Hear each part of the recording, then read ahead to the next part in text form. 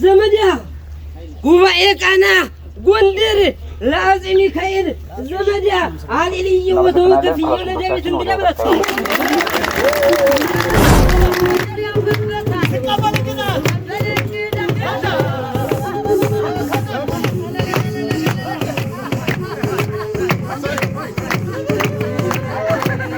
ያለው በጣም የሚያምር ነገስታቱ ምን አይነት እንቅስቃሴዎች ያደርጉ ነበረ፣ የሚሰጧቸው ትዕዛዞች፣ የሚያደርጓቸው ውይይቶች፣ እልፍኝ ቤቱ እንዲሁም ደግሞ የተለያዩ ቤተ መንግስታት ያሉት እንቅስቃሴዎች ምን እንደሚመስሉ ነው ያየነው።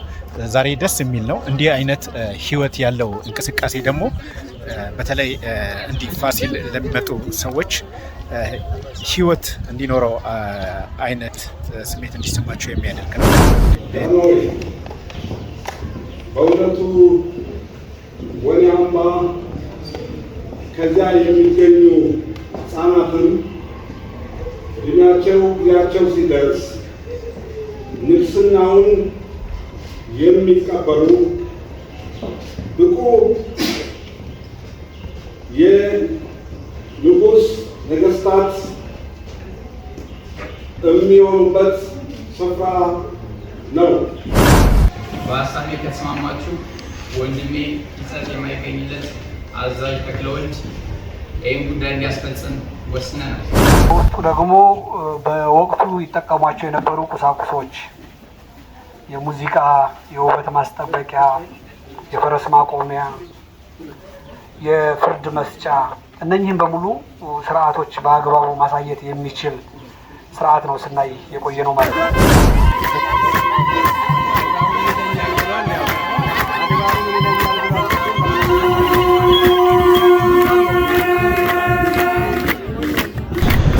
የፕሮግራሙ አዘጋጅ አስቻለው ጌታቸው ነኝ። የዩቲዩብ ቻናሉ ሰብስክራይብ ይደረግ።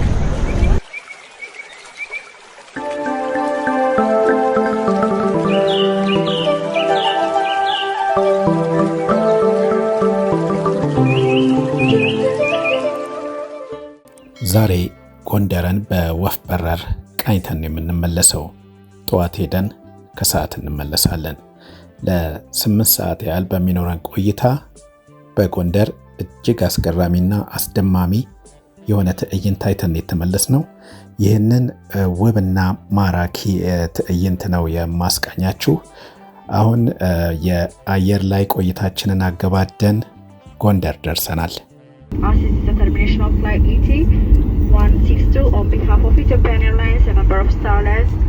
Captain Hassan and the entire crew, I would like to thank you and flight with us today. We look forward to seeing on board Ethiopian flights again. Thank you. Have a good morning.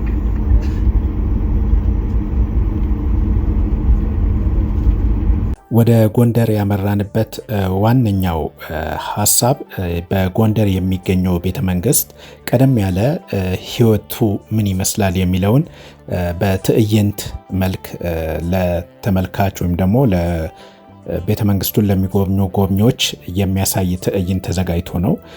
ነገስታቱ ምን አይነት ክንዋኔዎችን ነው በቤተመንግስቱ የሚያካሂዱት፣ በቤተመንግስቱ ውስጥ ያለው ህይወትስ ምን ይመስላል፣ እያንዳንዱን ባለሟል የሚያሳይ ትዕይንት ነው የተዘጋጀው። ይህን ትዕይንት ለማየት ነው ወደ ጎንደር ያመራ ነው። በጎንደር በነበረን ቆይታም የፋሲል ቤተመንግስትን ጎብኝተናል።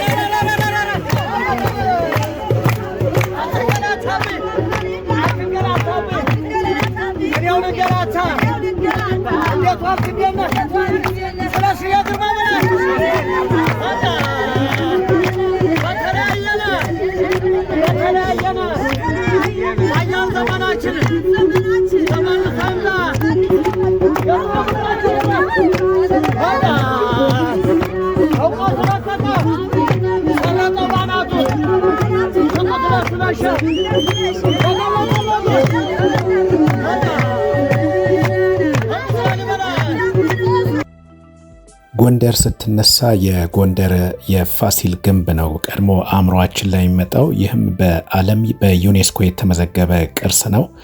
ይህ ታሪካዊና በጣም ውብ ማራኪ ትልቅ መልእክት ያለው ቅርስ የተመሰረተው በ1628 ዓ.ም በአጼ ፋሲለደስ ነው። ንጉሱ ጎንደርን መናገሻቸው ለማድረግ የመረጡበት ዋና ዋና ከሚባሉ ነጥቦች አንደኛው ወደ ሱዳንና ወደ ቀይ ባህር በቀላሉ መድረስ ስለሚቻል ነው። እንዲሁም ደግሞ በአካባቢው የቀሃና የአንገረብ ወንዞች በመኖራቸው ውሃም በቅርበት ስለሚገኝ ጎንደርን ማዕከላቸው አድርገው ይህ እስከዛሬ ድረስ ያለውን የፋሲል ቤተ መንግስትን መስርተዋል። በጎንደር በርካታ ነገስታቶች ነግሰዋል። እነዚህም ነገስታት የራሳቸውን አሻራ አስቀምጠው ነው ያለፉት። ከነዚህም ውስጥ ያው ቀደም ሲል እንደገለጽኩላችሁ አጼ ፋሲለደስ በጣም ውብና ማራኪ የሆነውን ታላቁን ቤተ መንግስትና የመዋኛ ገንዳቸውን ሰርተው ነው ያለፉት። ይህ የእሳቸው የመዋኛ ገንዳ አሁን የጥምቀት በዓል በድምቀት የሚከበርበት ነው እና ለጎንደር አንድ ትልቅ ገጸ በረከት አበርክተው ነው ያለፉት ማለት እንችላለን። ጥምቀት ሲነሳ ያው ቀድሞ ከሚነሱት የሀገራችን ከተሞች አንዷ ጎንደር እንድትሆን አድርገዋል ማለት ነው። ሌላኛው አጼ ዮሐንስ አንደኛ ናቸው። ጻድቁ ዮሐንስ በመባልም ይታወቃሉ። እሳቸውም ቤተ መጻሕፍትና የጉባኤ አዳራሽ አስገንብተዋል። አጼ ኢያሱ አንደኛ ደግሞ ታላቁ ኢያሱ በመባል ይታወቃሉ። እሳቸውም ቤተ መንግስታቸውን በወርቅና በዝሆን ጥርስ ያጌጠ እንደነበር ይነገራል። ሌላው በጎንደር ከነገሱት ነገስታት ውስጥ አጼ በካፋ ናቸው። እሳቸውም የሰፊ የግብዣ አዳራሽና የንግስት ምንትዋብ መኖሪያን እንዳስገነቡ ይነገርላቸዋል። ንግስት እቴጌ ምንትዋብ ደግሞ በቁስቋም አካባቢ የራሳቸውን ቤተ መንግስት መገንባታቸው እስካሁንም ድረስ ያው በቅርስነት እንደተቀመጠ አለ። ይህም ለጎንደር አንድ የቱሪስት መዳረሻ ሆኗል። የእሳቸው ቤተ መንግስት ከጎንደር ከተማው ላይ ከሚገኘው ወጣ ብሎ የተገነባ ነው። ሌላኛው አጼ ኢያሱ ሁለተኛ ወይም ደግሞ ዳግማዊ ኢያሱ የሚባሉት ናቸው። እሳቸውም ትልቁን የመጨረሻውን ትልቅ ግንብ ማስገንባታቸው ይነገርላቸዋል።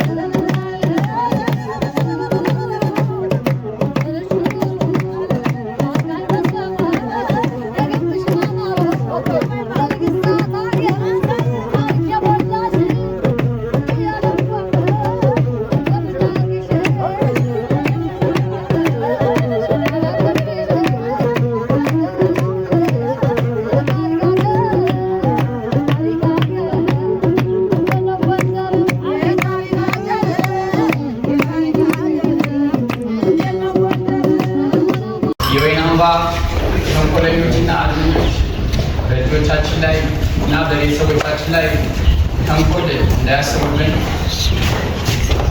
ልጆችን የእነሱ ተባባሪ እንዳይሆኑ መስራት አለብን። ሊቃውንት በዚህ ላይ እንታስባለን። በእውነት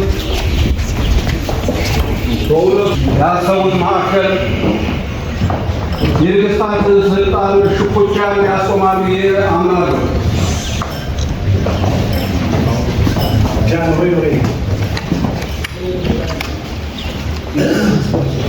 ምናልባት የእውቀት የጥበብ መካከል የትምህርት፣ የሃይማኖት፣ የአስተዳደር፣ የአውሻራ አቆጣጠር፣ የጦር ጠበብቶች ማዕከል፣ የንጉሳን ቤተሰቦች መሰልጠኛ ይሆናል። ጃንሆይ በእውነቱ ወኔአምባ ከዚያ የሚገኙ ሕፃናትን ጊዜያቸው ሲደርስ ንግስናውን የሚቀበሉ ብቁ የንጉሥ ነገሥታት የሚሆኑበት ስፍራ ነው። እናም እጅግ ማለፊያ እኛ ሀሳቡን ፍሬያማ ለማድረግ በቁርጠኝነት እንተገብራለን። በሀሳቤ ከተስማማችሁ ወንድሜ ይጸጥ የማይገኝለት አዛዥ ተክለወልድ ይህን ጉዳይ እንዲያስፈጽም ወስነናል። ተቀብያለሁ ጃንሆይ፣ አስፈጽማለሁ። አሁን አጼ ፋሲል ግንብን እየጎበኘን ያለ ነው። ከታደሰ በኋላ ስመጣ ለመጀመሪያ ጊዜ ነው። የፋሲልን ግንብ ለመጀመሪያ ጊዜ ያየሁት ከዛሬ 20 ዓመት አካባቢ ይመስለኛል። ኢትዮጵያን እንቃኛት ፕሮግራም ልሰራ ነው የመጣሁት። ያኔ አቶ ጌትነት ይግዛው የሚባሉ አስጎብኚ ናቸው ያስጎበኙን። ዛሬ ደግሞ የፋሲል ግንብ ቤተ መንግስቱ የቀድሞ ስርዓቱ ምን ይመስላል የሚለውን የሚያሳይ ትርኢት ነው ዛሬ እያሳዩን ያለው። በጣም የሚያምር ነገስታቱ ምን አይነት እንቅስቃሴዎች ያደርጉ ነበረ፣ የሚሰጧቸው ትዕዛዞች፣ የሚያደርጓቸው ውይይቶች፣ እልፍኝ ቤቱ እንዲሁም ደግሞ የተለያዩ ቤተ መንግስታት ያሉት እንቅስቃሴዎች ምን እንደሚመስሉ ነው ያየ ነው። ዛሬ ደስ የሚል ነው። እንዲህ አይነት ህይወት ያለው እንቅስቃሴ ደግሞ በተለይ እንዲህ ፋሲል ለሚመጡ ሰዎች ህይወት እንዲኖረው አይነት ስሜት እንዲሰማቸው የሚያደርግ ነው። ይሄ የቱሪዝም ሚኒስቴር እንዲሁም ደግሞ የክልሉና የዞኑ ባህልና ቱሪዝም ቢሮዎች በትብብር ያዘጋጁት ዝግጅት ነው። እናንተም የተወሰኑ ምስሎች አይታችኋል። እንደወደዳችሁ ተስፋ አደርጋለሁ።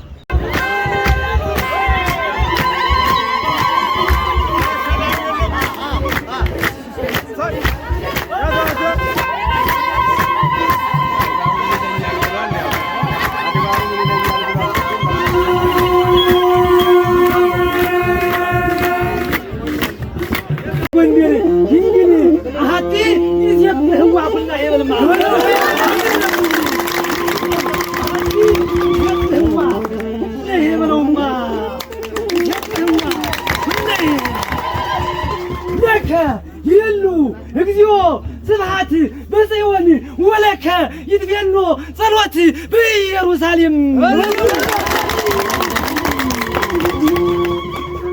ንጉሠ ነገሥት ዳዊት ዘይትናገሮ ነገር ንጉሠ ነገሥት ዳዊት ዘይትናገሮ ነገር ንጉሠ ነገሥት ዳዊት ዘይትናገሮ ነገር ለኢትዮጵያ ይጥም። በቤተ መንግስት ውስጥ በጣም በርካታ ክዋኔዎች ናቸው የሚከናወኑት። ከነዛም ውስጥ ነገስታቱ ህይወታቸው ምን ይመስላል፣ የኑሮ ዘይቤያቸው ምን ይመስላል የሚለውንም የሚያሳዩ ትዕይንቶች ቀርበዋል።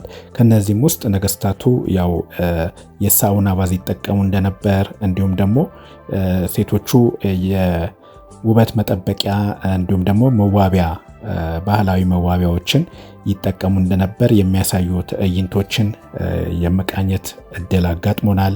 ያም ለህዝብ ቀርቧል።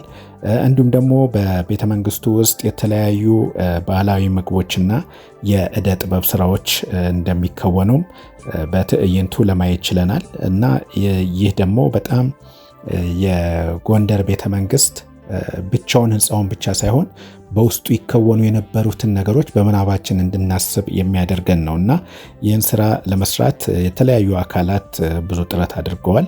የቱሪዝም ሚኒስትር ዴኤታ አቶ ስለሺ ግርማ ምን አይነት ስራዎች እንደተሰሩና ዛሬ የታየው ትዕይንት ለአካባቢው ማህበረሰብም የስራ እድል ከመፍጠር አንጻር ቤተመንግስቱን የሚጎበኙ ቱሪስቶችም በምናባቸው ወደኋላ መለስ ብለው እንዲቃኙ እድል እንደሚፈጥር እንዲገልጸውታል። በውስጡ ደግሞ በወቅቱ ይጠቀሟቸው የነበሩ ቁሳቁሶች የሙዚቃ፣ የውበት ማስጠበቂያ፣ የፈረስ ማቆሚያ፣ የፍርድ መስጫ እነኚህን በሙሉ ስርዓቶች በአግባቡ ማሳየት የሚችል ስርዓት ነው ስናይ የቆየ ነው ማለት ነው። ስለዚህ ስጋው ነበር በአካሉ ላይ የደረሰበት ጉዳት፣ የጥገና ችግር፣ በእድሜ መቆየት ምክንያት የተሰነጣጠቁ የተጎዱ ያልነበሩ ጣራዎች በሙሉ እንደ አካል ፊዚካል ስትራክቸሩ ላይ በጣም ድንቅ የሆነ የጥገና ስራ ተደርጎለታል ማለት ነው። አሁን ይሄ ፊዚካል ስትራክቸር እና ጥገና ብቻ በቂ ሳይሆን ነብስም ሊዘራበት ይገባል። ህይወት በአብያተ መንግስት የሚመጣው እዚህ ላይ ነው። ስለዚህ ስጋውንም ነብሱንም ምሉእ እንዲሆን ጥረት ተደርጓል ማለት ነው። ባይዘወይ ዛሬ ያያችኋቸው ነገሮች ለምሳሌ ቅድም ስጠቅሳቸው የነበሩ የእደ ጥበብ ያያችሁት እዚህ የሚሰሩት ከስፌት ከፀጉር ስራ ጀምሮ የተለያዩ የቆዳ መፋቅ እነኚህ በሙሉ አሁን ፕራክቲስ ይደረጋሉ ሀገራችን ውስጥ በጎንደር አካባቢም አሉ። ሙዚቃ የዳዊት ቤት ያየ ነው። አሁንም ጎንደር ውስጥ ሙዚቃ የሚጫወቱ ወጣቶች የባህል ተወዛዋዦች አሁንም አሉ። የፈረስ ስርዓቱን ያያችሁት አሁንም በከተማው ውስጥ በአካባቢው አለ። ስለዚህ የጎንደር አብያተ መንግስት ህይወት በአብያተ መንግስትን ፕራክቲስ ለማድረግ ቤተ መንግስቱ በሚገባው ልክ ጥገናውና ሁሉ ነገር ተደርጎለታል። በየቦታው ያሉትን የእደ ጥበብ ባለሙያዎች፣ ሙዚቀኞች፣ ገጣሚዎች፣ ጸሐፍት አካላት ሰብስቦ እዚህ ህይወት በአብያተ መንግስትን ጎንደር ሙሉ ታሪኩን እናሳይ የሚል እሳቤ ተይዞ ነው። ለዚህ በመሪነት አጠቃላይ ስራው እንዲሰራ ያደረጉት የኢፌዴሪ ቱሪዝም ሚኒስቴር፣ የአማራ ክልል ባህልና ቱሪዝም ቢሮ፣ የጎንደር ከተማ አስተዳደር በጋራ በመሆን የተሞከረ እንደ ፕሮቶታይፕ ሰርቶ ማሳያ ነው። ይሄ በቀጣይ አሁን ያያችሁትን የጎደሉ ነገሮች በሙሉ ተሟልተው በቋሚነት ወደ መሬት ማውረድ የሚቻልበት እድል አለ። ጸሎት በኢየሩሳሌም ጉባኤ ቃና ጎንደር፣ ጉባኤ ቃና ጎንደር ለአፄ ሚካኤል ከተማ ለአፄ ሚካኤል ዘመዳ ጉባኤ ቃና ጎንደር ለአፄ ሚካኤል ዘመዳ አሊልይ ወተወከፍ ለዳዊት እንግዳ ብረት